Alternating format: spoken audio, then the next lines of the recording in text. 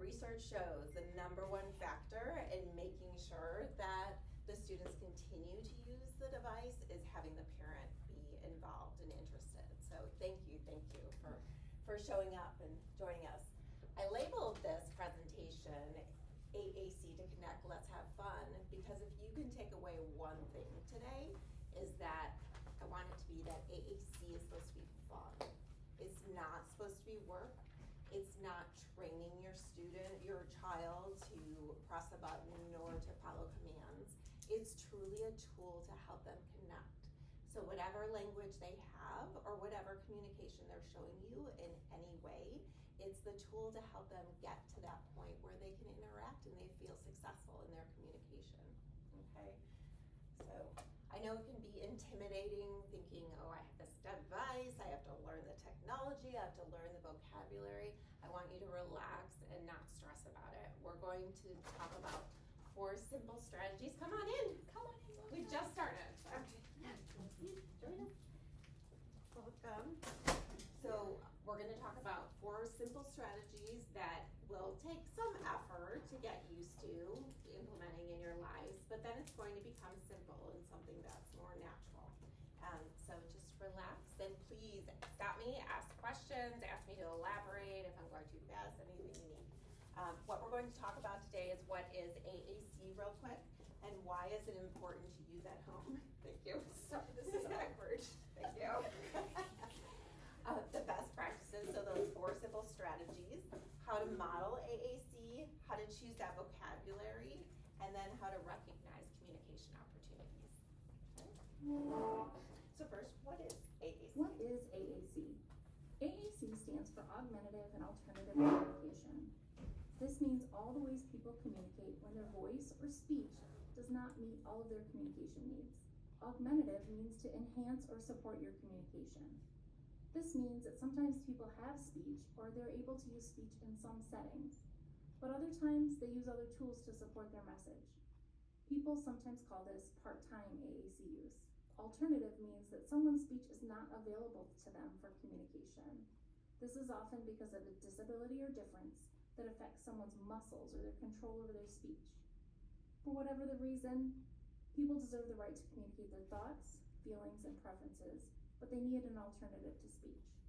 AAC sounds technical, but it refers to the signs, symbols, communication books, and technology that's designed to support or replace spoken communication. Just like some people need glasses to support their vision, hearing aids to support their hearing, or mobility aids to support mobility, AAC represents the tools that support communication. For more information about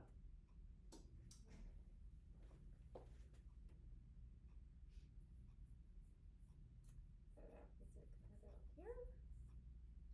It doesn't go at the beginning. Oh, sorry. Technology, I'm sorry. Okay, let's see if we can get out of here. Here, if you just go Yep, there. let me close this out, and then here, and then, That should be it. that's it.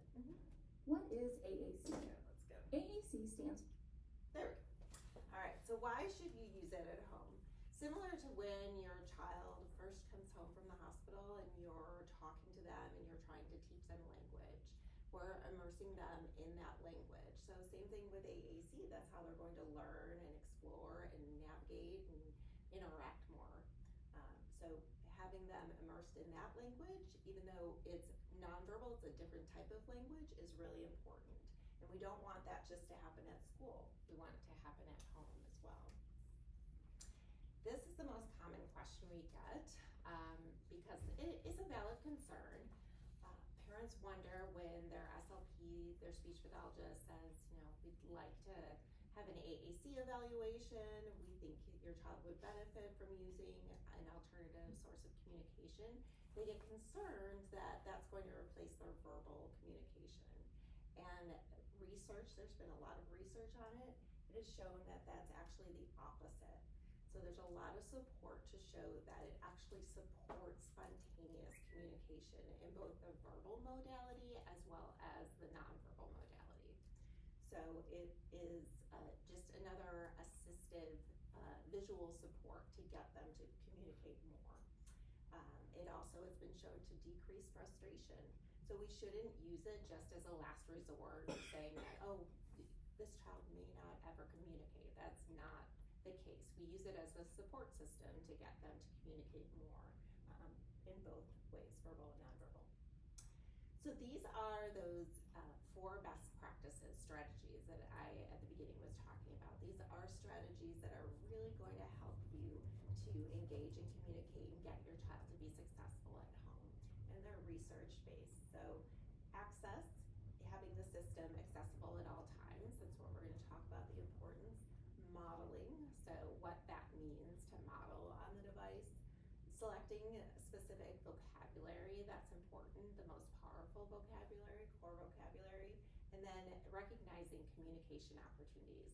So your child is already communicating a lot, whether it's verbal or nonverbal, and it may go unnoticed, or it can be recognized, and we can elaborate on it, recognize it, make them feel successful that they're communicating, and AAC will help do that. So first we'll talk about access.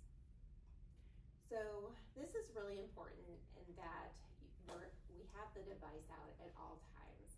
So imagine, if you have at home, if you run out of soap and your child is going to the bathroom, are they going to run out and go get the soap?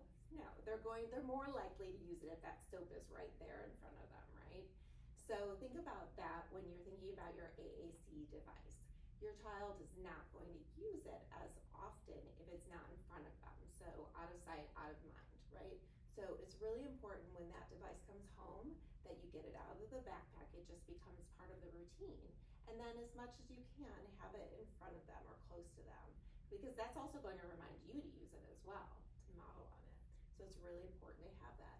Also, if it gets to the point, sometimes our children they'll explore on the device. They may start pressing on the same the button over and over again, and it can become a distraction or be a little annoying at times. It's really important to treat it the same way you would treat a verbal child. So we wouldn't take the system away. We would try to redirect them and let them explore actually as much as possible, because it's similar to babbling. So as they're talking, they're learning words, they're learning how their mouth works. Similar with the AAC system, they're exploring vocabulary, and that's how they discover new vocabulary. So we always want it available. And then modeling. So there's a shift that you have to sort of change in your mind to think. I know a lot of people, they want to see progress on the device. So progress to them is the child actually pushing the button. But really what progress is just being exposed to the language. So think about, again, when you have your baby come home, you're talking to them a lot, right, to teach them language. Are you expecting them to say anything? No, they're too young. So we need to give the child a lot of input from the device to get that output. So don't worry about them touching the device or touching the icon. It's really exposure. We want them to hear, we want them to see the symbols, and it's also okay if they're not looking necessarily at the device, if they're still gaining exposure to it. So really just modeling. We'll talk more about what that looks like.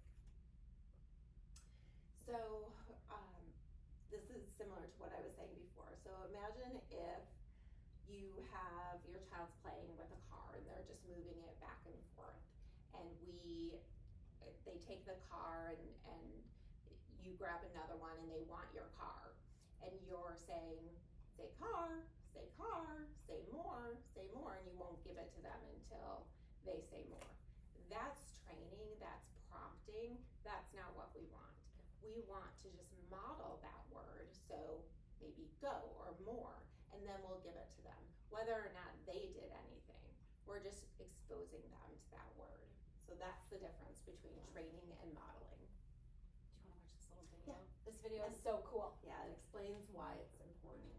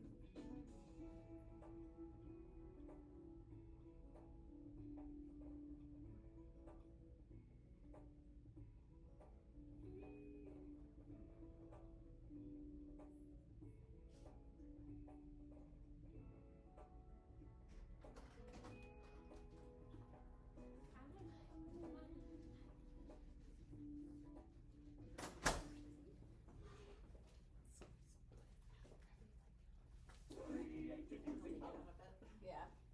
Let's see, hold on. Oh no. I know. Oh no. Sorry, Dana. That's all right. I messed it all up. Oh, okay. You have to go back to your drive.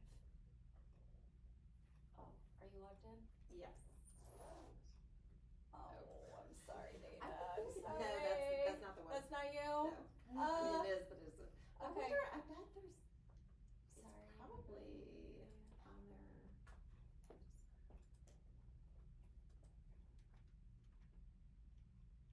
Oh, here you go. Okay. Oh, and it's gonna send you a duo play. Oh, Oh, right. check 25 out, steps look at to the get in. safety. We are very safe in our Right. technology and you all get to observe this. Nobody can log And in even the but kids us. have to do this. Okay, do you wanna put your, which one is it, this That one? Mhm. Alright, time to get the push notification. Girl. Alright, sorry everybody. That was me, yes. Yes, this is your device. Success! Yay! Yay! Okay, continue. Alright, here you are, dear. Yeah. Got Thank you. you. Yes. And which slide are you on? Down modeling. Yeah, down here. This one. Okay, cool. So did everyone get what that was saying? So really it's about, similar to how we are with verbal language, the more exposure, the better. So, and there's actually research to show that it's not the verbal language that's going to help them with the AAC, that they actually need to be exposed in their language, in the AAC modality. So, model. So core vocabulary. So this is, we know that we have to have the device accessible, we have to model. So what words are we going to model? What's important to model? Core vocabulary is a small set of words that we use most frequently throughout the day. So they're powerful words that build sentences. And typically, people think, okay, my child's motivated for goldfish crackers, so I'm going to teach them to press goldfish crackers or cars. But think about it, when they want to get out of a situation, or they want to tell you, no, I don't want to do that, or they want to tell you that they want help, how are you going to convey that with the word goldfish crackers, right?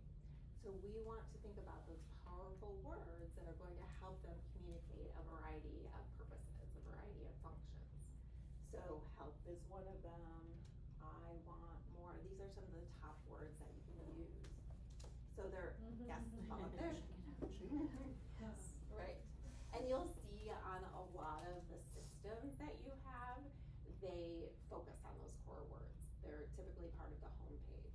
Because they're so powerful, and because you can create sentences with them, or phrases, so putting together like, I want, or don't go, more, out, off. It can give the child a lot of power and communication ability with the small words, so we start with those. It's okay to teach the nouns and the, what we call fringe words that are tied to a specific activity, but you want 80% of the time to be these core words.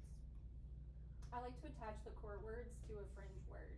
So in like the goldfish crackers. Yeah. If I had a student in my class that was loving the goldfish crackers, I would give him 2 at a time, and then he would have to ask me more crackers, more goldfish, just to combine those 2 things. Just, that's my Yeah. 2 cents. No, that's, please. Oh, hi. Yeah, come on in, come on in. Welcome. Yeah, that's all right, come on in, have a seat, have a seat. Still have plenty to talk about, so. Yeah, wherever come you'd on like in, to have a sit. seat, anywhere. So let's kind of role play. If anyone wants to shout out some words, think about if you were frustrated, what are some words that you would use to convey that?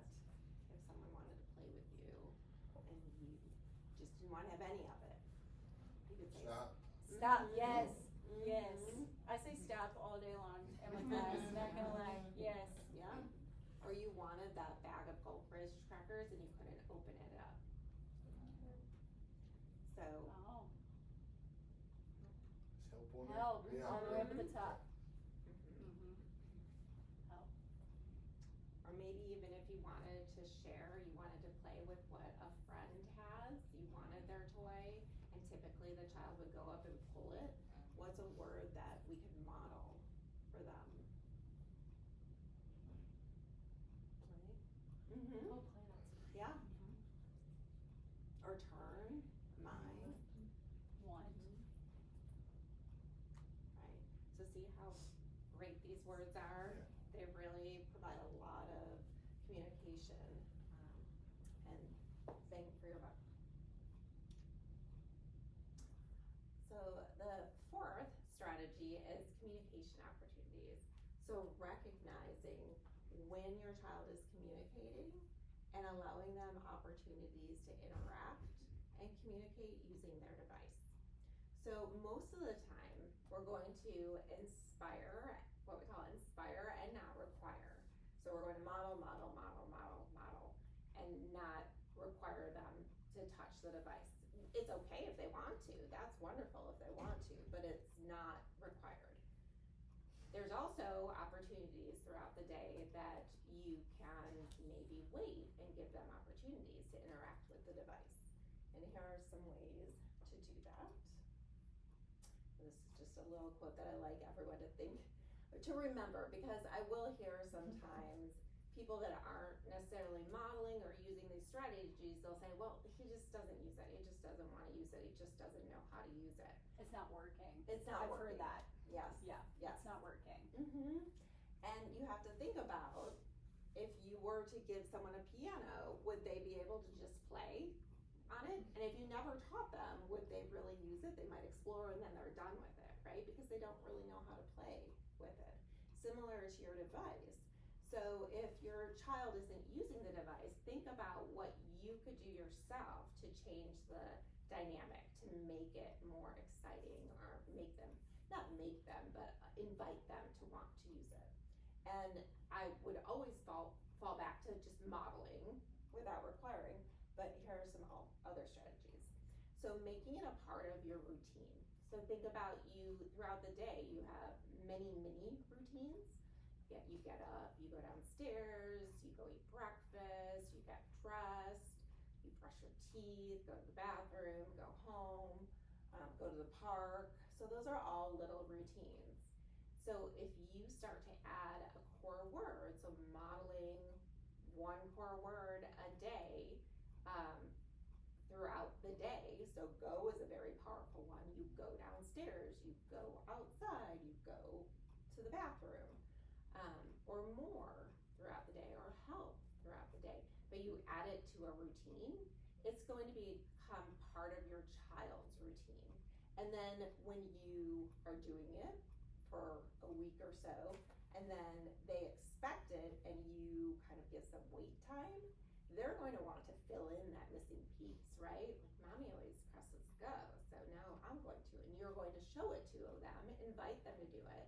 And if they don't do it, you can give them a little cue, allowing them, just giving time. Because remember, a lot of our students, a lot of our children have difficulty with processing. They need more processing time. So making sure you're waiting, but you're not requiring. And if they don't do it, it's okay too, you just model. So, but you're inviting them to try. So again, the core words, so pointing to core words during. Welcome, no problem. And we're recording this and we're going to share the slides with you, so everyone will be able to see whatever you missed, it's fine. So core words, so pointing to a core word, this you may hear, it's called aided language stimulation, that's exactly what it is, just pointing to, just modeling without requiring.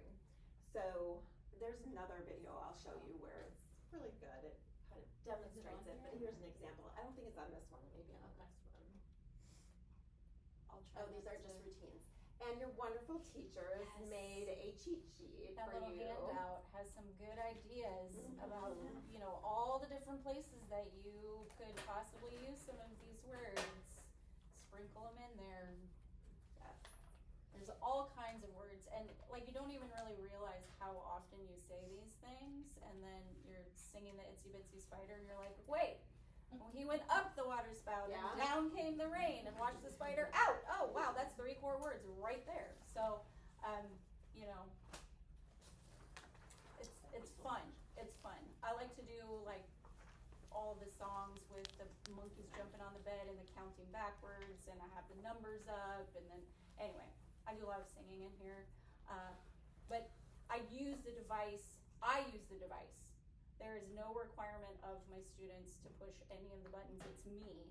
I sing the song and push the button at the same time. So they see me navigating to where I'm supposed to go. I push, you know, down came the rain, down, so okay, let me go find down. So, and eventually, after a lot of practice, number one, they expect me to have it out now. When we say good morning and our hello, good morning song every single day, I go in front of each one of them and they know I'm gonna say hello to them with the device. And some of them have started pushing the hello. If I approach them without the device, they kind of look at me like, what are you doing? Something's missing here, lady. So anyway, yes, all the core words, all the routines. And they may, another thing actually to remember is they may attempt to push the button on the device, or they may say the word, accept it if they say it. They don't have to touch the device. We're going to accept any form of communication, so if they say it, that's great. Okay, we're moving on. So definitely important to accept that. And don't overwhelm yourself. So start with 1 word, and then once you're comfortable with that, do it with 2 words. The main thing is that you're trying. So as long as you're trying to model, you're doing an amazing job. So just go at your own pace. The biggest thing is consistency. So making sure you stick to it. Even when they may not seem excited about it or interested, keep going. And there may be times when they're more excited about it than other times, but just keep modeling.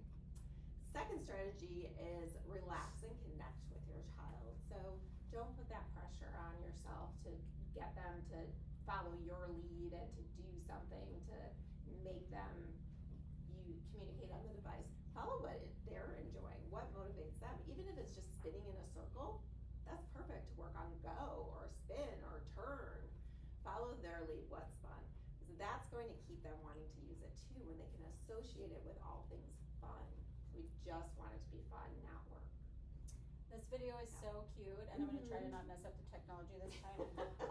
I want to preface this video by saying the person, I think it's a teacher or a therapist or somebody that is modeling on this video is like super advanced level modeling. So please do not watch this video and think, oh my gosh, how am I supposed to know where all of those buttons are? She does a lot of modeling. So if you're playing and your 1 word for that day, that week, whatever is go, just work on go. She does a whole bunch. So this toy, this toy is very fun. You're gonna want this toy. Oh no, this is different. This is not it.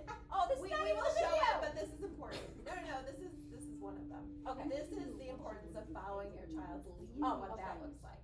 That other video will come. Okay. Which is great, but then they change the channel to something they want to watch without giving you any warning. It's the same for your little one when they are playing. As adults, we sometimes want to take control of the play, like this. The brick.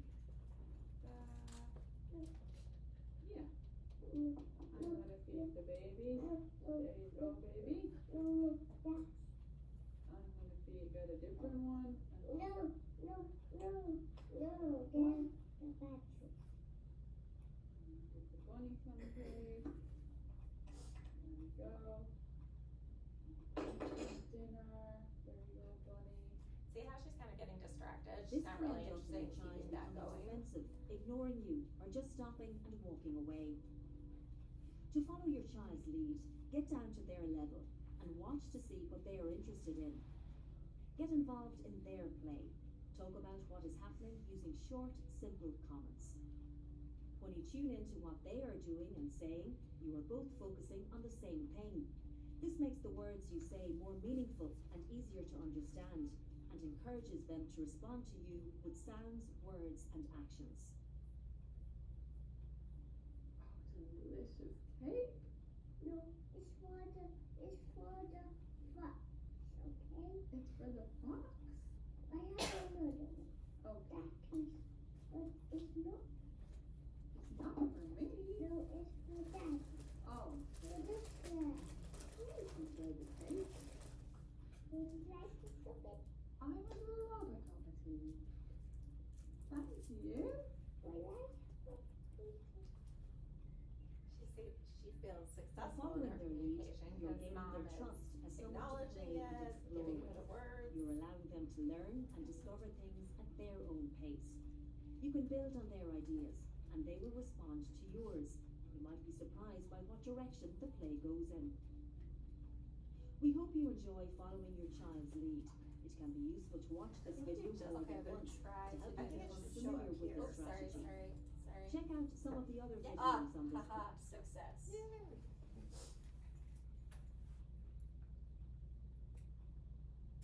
So this again is just think about when you see your child playing or doing anything they really love, just paying attention, observing what they love no matter what it is. You can make it into, think of a core word This that is you the would add to it. Superstar Yes. video. Okay. She's really good. And I'm pretty good myself, and so. I think you have to click on here Oh, to get it. sorry. Okay, we're gonna have to start it back over. Did they fall down She's so good. again? Oh, who's gonna pick them up? Are you gonna do it? You can pick them up? Oh no, come back! Come back! Don't fall down! Oh, that was super funny. Here they are. Oh, thank you. Thank you. Okay, gonna make them go.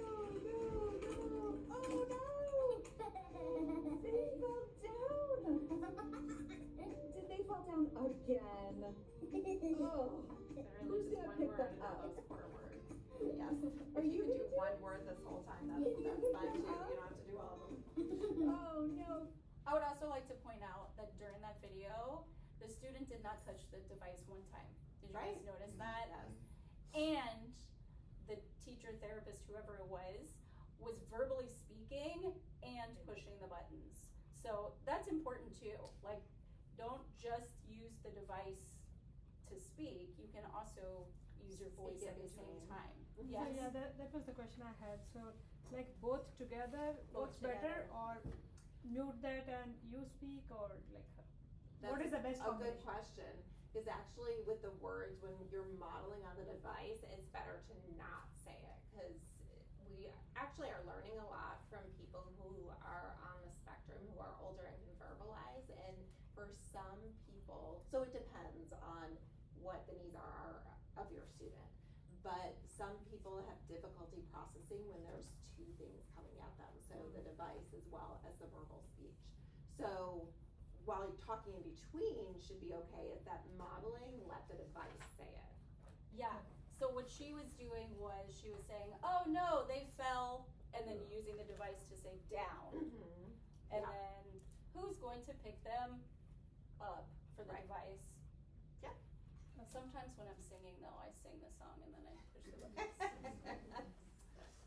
Can we ask questions or after? 100, yes. So have Yes, y'all please. seen like any stories, I'm assuming? Oh, From yes.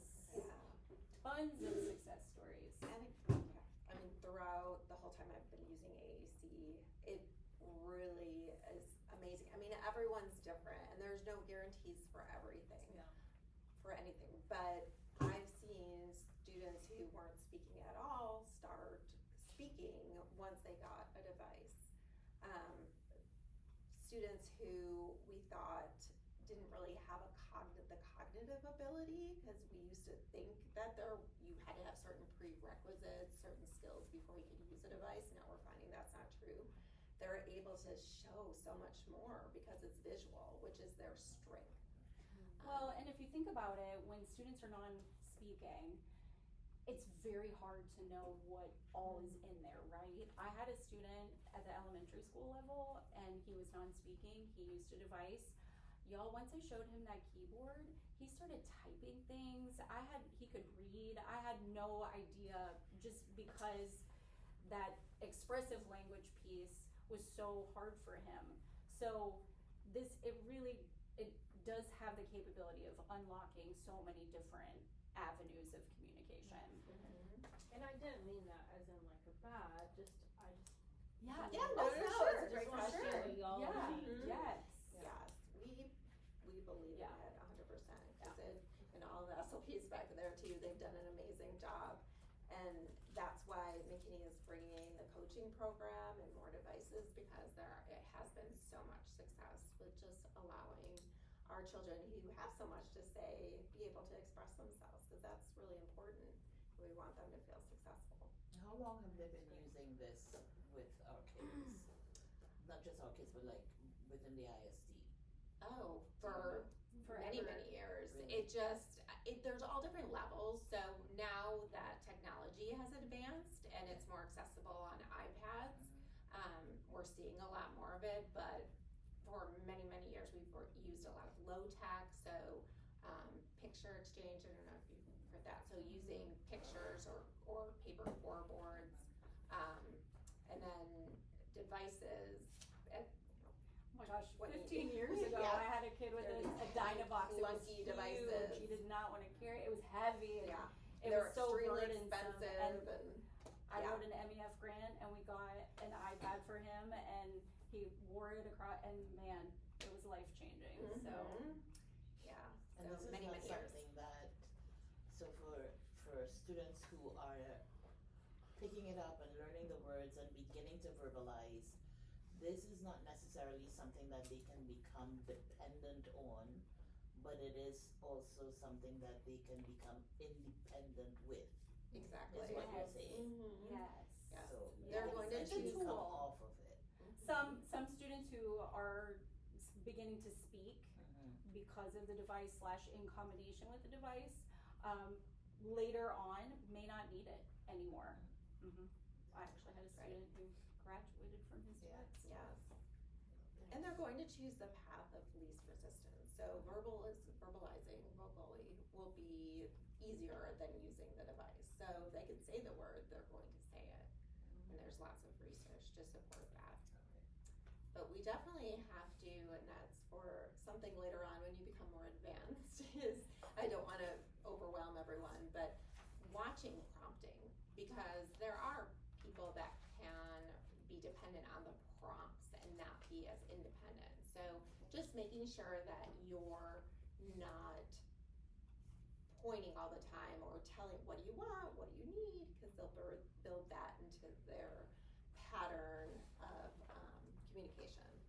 So, but we can definitely have more to talk about that. And I am certainly available to answer any questions down the line when you're doing something. You'll have my email, and feel free to contact me and we can talk about problem solving, brainstorming.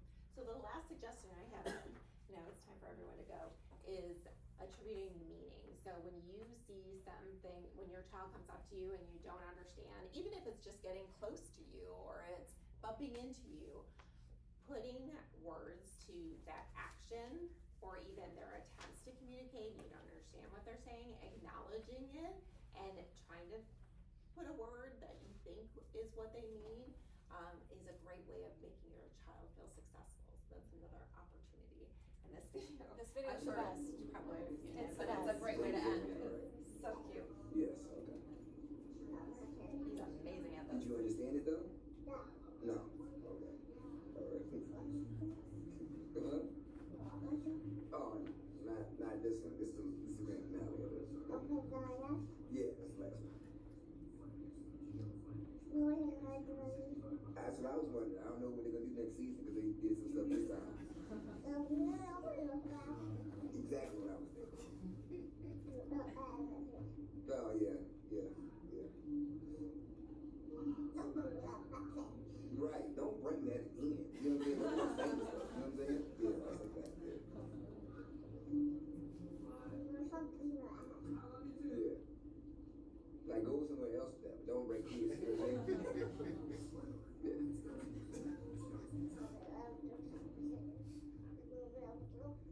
That's what I said. He did it.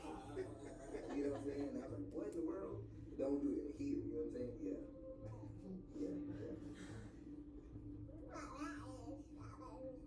Really? I thought the same thing. You think a lot alike, huh?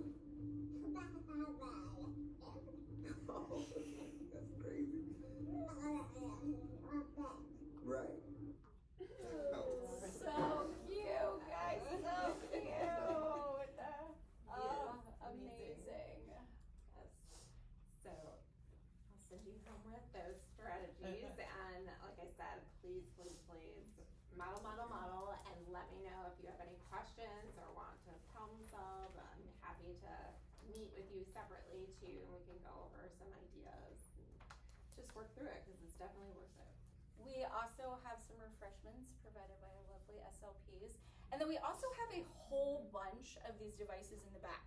So if you want to take a look at what it looks like, if you want to try to communicate, push as many buttons as you want, you are more than welcome. Stay, hang out, we can answer any questions, you can check out the devices. And yeah, thank you so much, Dana, for bringing your wisdom and your expertise, and hopefully we'll have you back for the expert level. Yeah.